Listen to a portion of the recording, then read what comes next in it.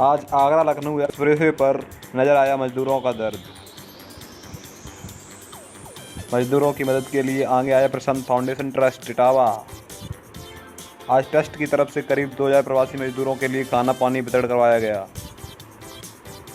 मजदूरों ने भरपेट खाना खाने के बाद प्रशांत फाउंडेशन ट्रस्ट इटावा की जमकर तारीफ की। देखिए इस पूरी रिपोर्ट में।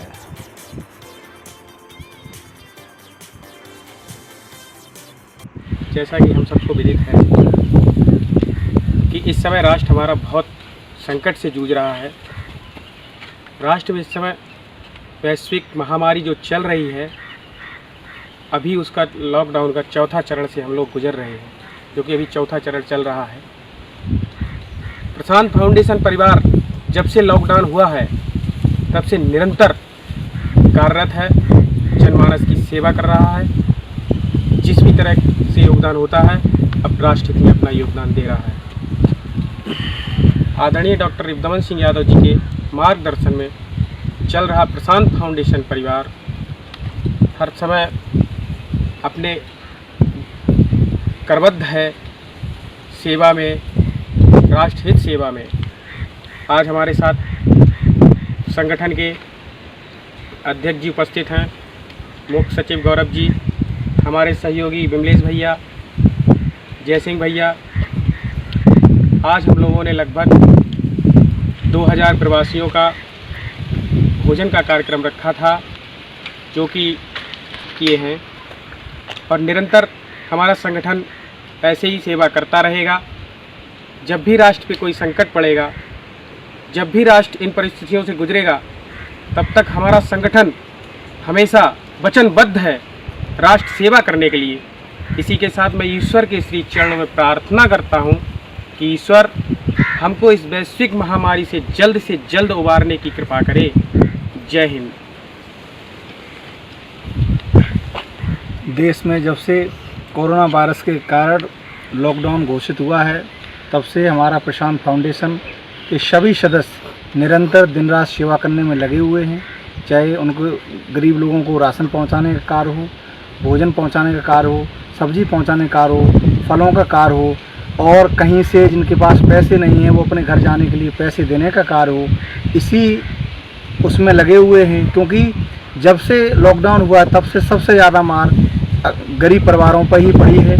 जो लोग प्रवासी मजदूर हैं, कई सैकड़ों किलोमीटर दूर से अपने घर के लिए परिवार सहित बीवी बच्चे नंगे पैर नंगे बदन 40-45 डिग्री सेंटीग्रेड टेम्परेचर में लगातार चल रहे हैं, पैरों में छाले पड़ गए हैं। ये तस्वीरें अत्यंत कष्टदायी हैं, क्योंकि इनसे मन बहुत विचलित हो रहा है। और हम लोगों ने ठान रखा है कि हम लोगों से जितना भी सहयोग हो पड़ेगा हम लोग उतना सहयोग करेंगे। प्रवासी मजदूरों के लिए प्रशांत फाउंडेशन जो परिवार है वो आगे आया है।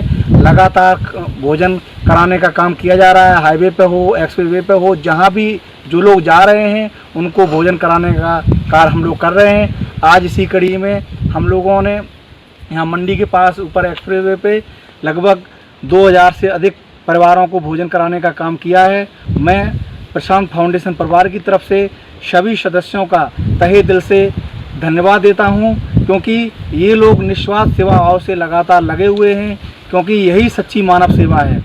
जय हिंद।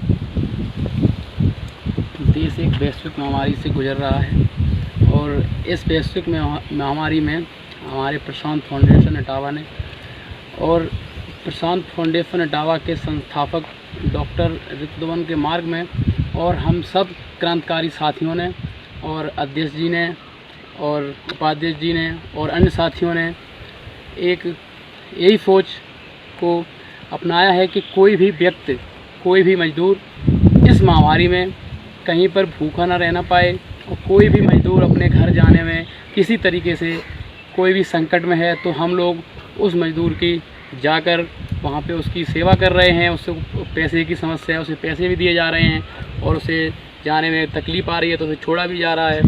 तो ऐसे में और हम यही सोचते हैं कि कोई भी मजदूर, बच्चे, गरीब कोई भी है तो ना भूखा रह सके। तो इसी के साथ आज हम लोगों ने लखनऊ एक्सप्रेसवे पे मंडी हवेलिया के पास करीब 2000 मजदूरों को आज खाना वितरित किया। और आज देश में लॉकडाउन का चौथा चरण चल रहा है और जब से देश में लॉकडाउन हुआ है तब से हम लोग बरकरार ऐसी ही राहत सामग्री वितरित करते आ रहे हैं, जैसे सैनिटाइज़र, दवाइयाँ, मास्क आदि चीज़ों का हमने गांव-गांव जाके सैनिटाइज़र छिड़कवाया, मास्क वितरित करवाए और गरीब बच्चों को हर तरीके की राहत सामग्री गरीब परिवारों को।